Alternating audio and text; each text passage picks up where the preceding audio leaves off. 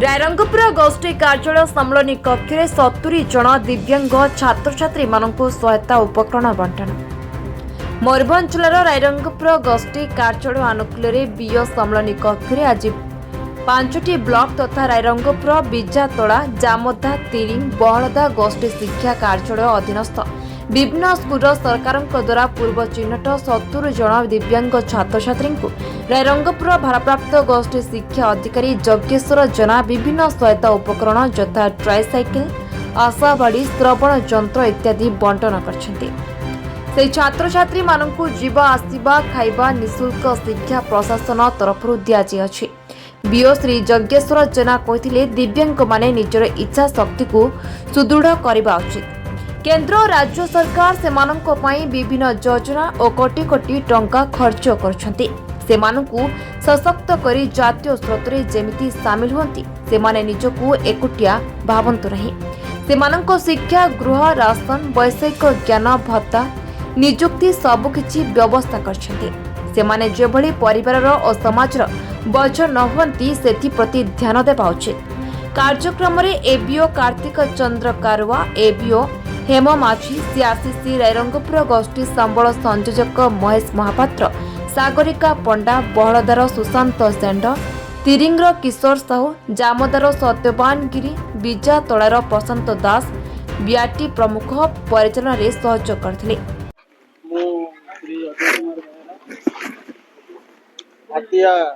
सरकारी उच्च प्राथमिक विद्यालय सहकारी शिक्षक आज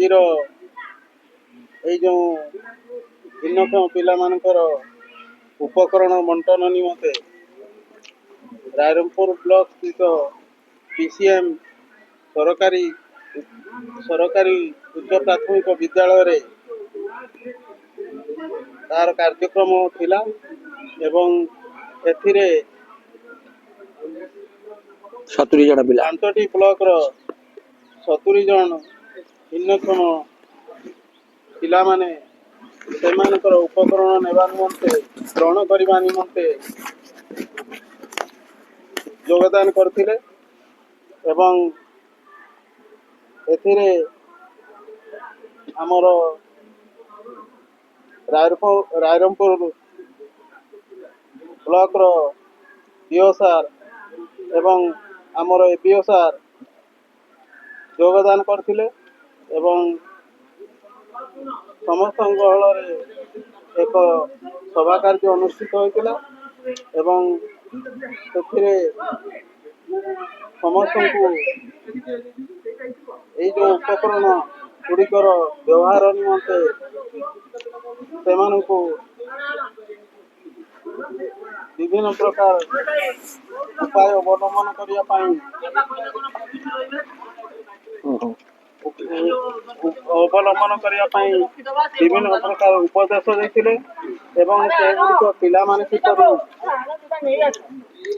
निजको अन्य साधारण पिला मान पछुआ बोली बा अपारग बोली भावे नाही एवं सेमानकठो आगुआ करी किमती समस्त पिता माता माने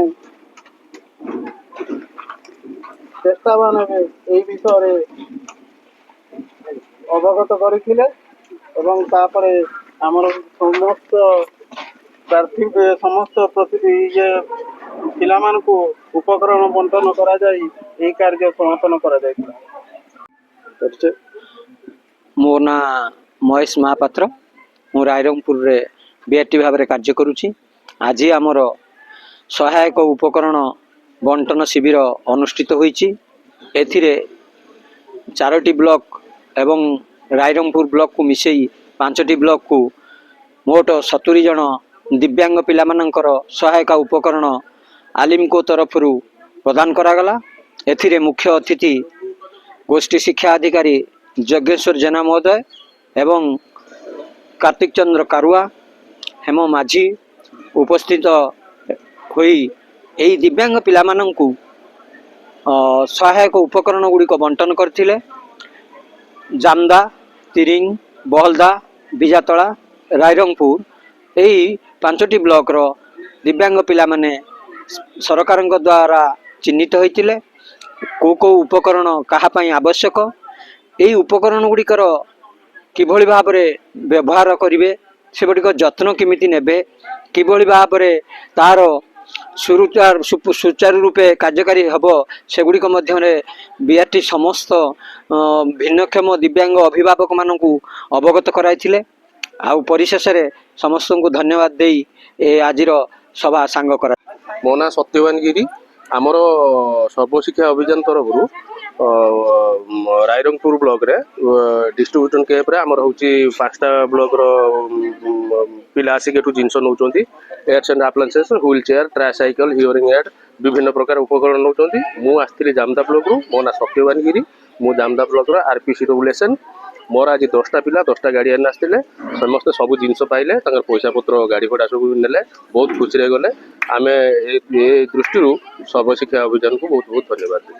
CWSN ବିଜାତଳା ବ୍ଲକ ଆମର ଆଜି ଯେଉଁ ଭିନ୍ନକ୍ଷମ ଯୋଜନାରେ ଅନ୍ତର୍ଗତ ମାନେ ଏଡ୍ସ ଆଣ୍ଡ ଆପ୍ଲାଏନ୍ସ